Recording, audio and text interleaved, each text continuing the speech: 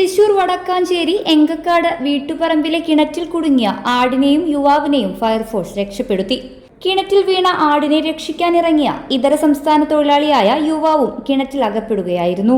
പ്രദേശവാസികൾ വിവരമറിയിച്ചതിനെ തുടർന്ന് വടക്കാഞ്ചേരി ഫയർ സ്റ്റേഷനിൽ നിന്നും സ്റ്റേഷൻ ഓഫീസർ ടി.കെ. നിതീഷിന്റെ നേതൃത്വത്തിലുള്ള ഉദ്യോഗസ്ഥർ സ്ഥലത്തെത്തി ആടിനെയും യുവാവിനെയും രക്ഷപ്പെടുത്തുകയായിരുന്നു.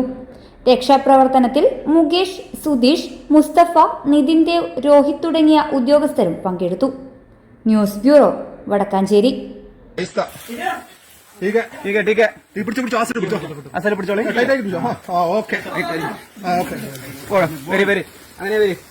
അതൊപ്പം പോട്ടെ, ഒപ്പം വരട്ടെ.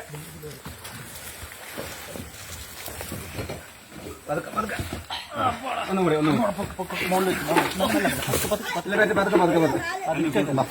Bike by. Come on come on.